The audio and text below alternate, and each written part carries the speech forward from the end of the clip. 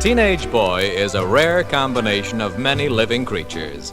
He runs like a gazelle, swims like a fish, eats like a horse, sleeps like a bear, laughs like a hyena, and makes noises like a cage full of monkeys. In reality, he's just a normal, happy, healthy American boy, too old to be a child and too young to be a man.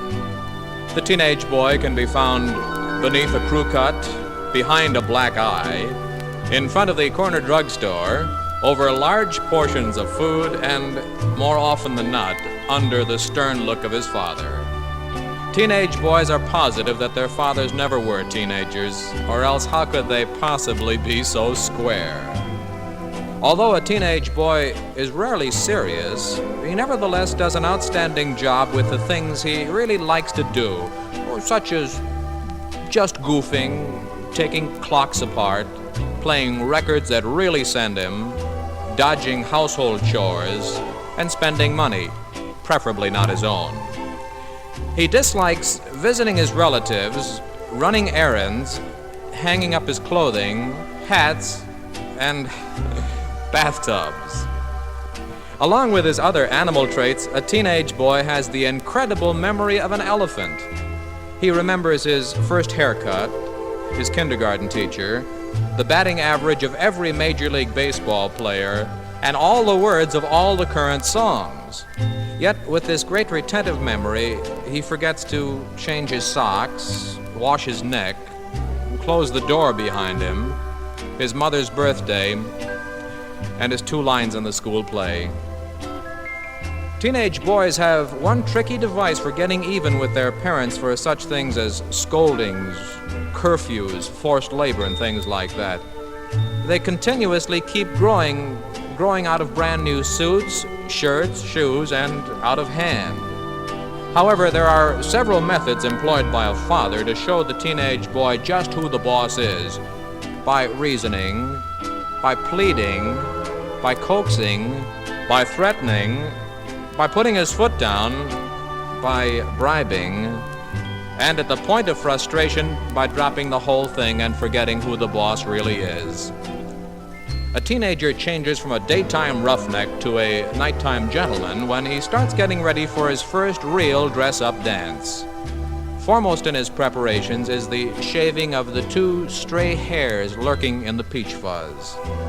And finally, after spending 20 minutes getting the wave in his hair just right, he's off to the dance. And there, typical of most teenage boys, he and his buddies will stand around in small groups making comments while they watch the girls dance with each other. In the evening, in the seclusion of his room, a teenage boy will dream of his future. He pictures himself as a jet pilot breaking the sound barrier several times a day. Or perhaps he's navigating the first rocket ship to the moon. Or maybe he's just broken Babe Ruth's home run record. Basking in the glories of his dream world accomplishments, he suddenly finds himself back to reality. He has just heard the proud, familiar voice of his mother calling from the kitchen. For the last time, you get right down here and take the garbage out.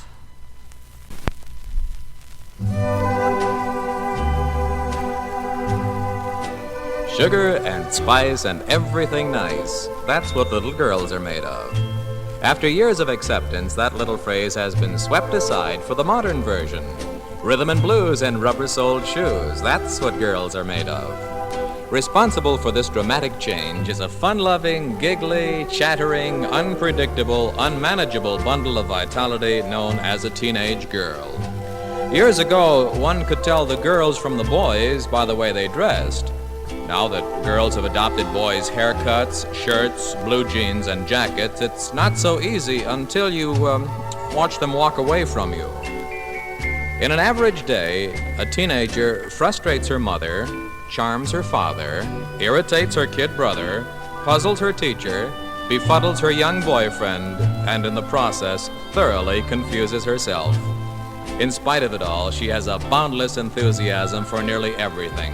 Rock and roll music, disc jockeys, Elvis you-know-who, sleeping late, clothes, gossip, increased allowances, chewing gum with the mouth open, of course, charm bracelets, babysitting, and large football sweaters, especially one with a star halfback in it. When she's not under your feet, she's on your mind. And when you need her, you can find her under pin curlers, in front of mirrors, over homework started at bedtime, behind movie magazines, and between phone calls. A teenage girl loves to complain. She can't stand anything about her hair, girls who flirt with her date, nosy parents, and boys who don't dance, although she'll probably marry one who doesn't dance at all. A teenage girl's amazing energy comes from a steady, well-rounded diet of pizza pie, cheeseburgers, hot fudge sundaes, malted milks, French fries, and sometimes even fingernails. Today's teenage girl would rather learn pursuing than pursue learning. Nevertheless, she has a unique capacity for applying things taught in school.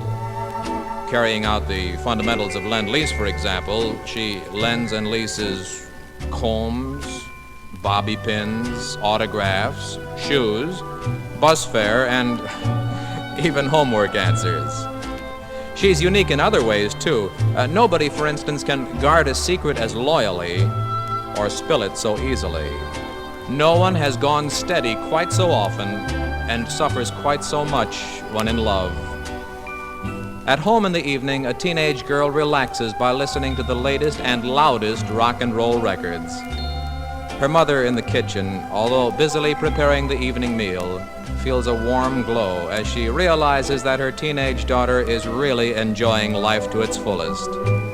Overcome by these sentimental thoughts, she wipes her hands, goes to the foot of the stairs from where the music is coming, and in a sweet, motherly way says, For heaven's sake, will you turn that darn thing off?